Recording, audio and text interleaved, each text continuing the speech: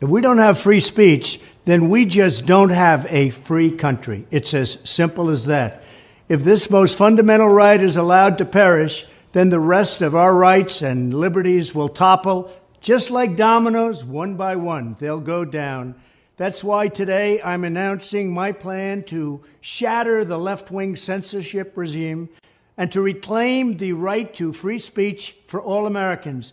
And reclaim is a very important word in this case because they've taken it away. In recent weeks, bombshell reports have confirmed that a sinister group of deep state bureaucrats, Silicon Valley tyrants, left-wing activists, and depraved corporate news media have been conspiring to manipulate and silence the American people. They have collaborated to suppress vital information on everything from elections to public health. The censorship cartel must be dismantled and destroyed, and it must happen immediately. And here's my plan. First, within hours of my inauguration, I will sign an executive order banning any federal department or agency from colluding with any organization, business, or person to censor, limit, categorize, or impede the lawful speech of American citizens. I will then ban federal money from being used to label domestic speech as mis- or disinformation. And I will begin the process of identifying and firing every federal bureaucrat who has engaged in domestic censorship, directly or indirectly, whether they are the Department of Homeland Security, the Department of Health, Human Services, the FBI, the DOJ, no matter who they are. Second, I will order the Department of Justice to investigate all parties involved in the new online censorship regime, which is absolutely destructive and terrible, and to aggressively prosecute any and all crimes identified. These include possible violations of federal civil rights law, campaign finance laws, federal election law, securities law, and antitrust laws, the Hatch Act, and a host of other potential criminal, civil, regulatory, and constitutional offenses.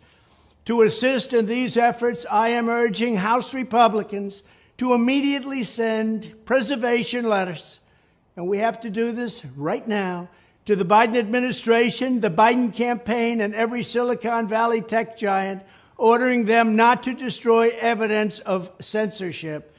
Third, upon my inauguration as president, I will ask Congress to send a bill to my desk revising Section 230 to get big online platforms out of censorship business.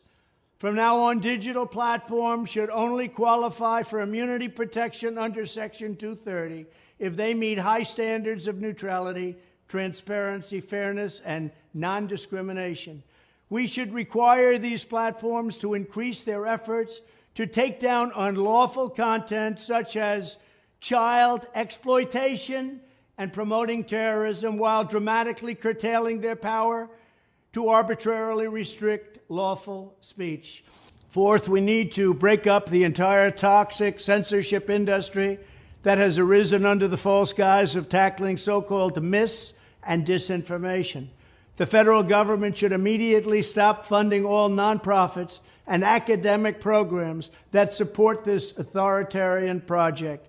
If any U.S. university is discovered to have engaged in censorship activities or election interferences in the past, such as flagging social media content for removal of blacklisting, those universities should lose federal research dollars and federal student loan support for a period of 5 years and maybe more. We should also enact new laws laying out clear criminal penalties for federal bureaucrats who partner with private entities to do an end run around the Constitution and deprive Americans of their First, Fourth, and Fifth Amendment rights. In other words, deprive them of their vote.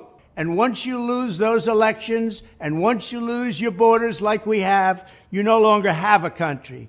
Furthermore, to confront the problems of major platforms being infiltrated by legions of former deep staters and intelligence officials, there should be a 7-year cooling-off period before any employee of the FBI, CIA, NSA, DNI, DHS, or DOD is allowed to take a job at a company possessing vast quantities of U.S. user data.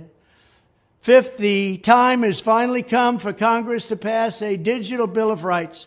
This should include a right to digital due process. In other words, government officials should need a court order to take down online content, not send information requests such as the FBI was sending to Twitter. Furthermore, when users of big online platforms have their content or accounts removed, throttled, shadow banned, or otherwise restricted, no matter what name they use, they should have the right to be informed that it's happening, the right to a specific explanation of the reason why, and the right to a timely appeal. In addition, all users over the age of 18 should have the right to opt out of content moderation and curation entirely and receive an unmanipulated stream of information if they so choose. The fight for free speech is a matter of victory or death for America and for the survival of Western civilization itself. When I am president, this whole rotten system of censorship and information control will be ripped out of the system at large. There won't be anything left. By restoring free speech, we'll begin to reclaim our democracy and save our nation. Thank you, and God bless America.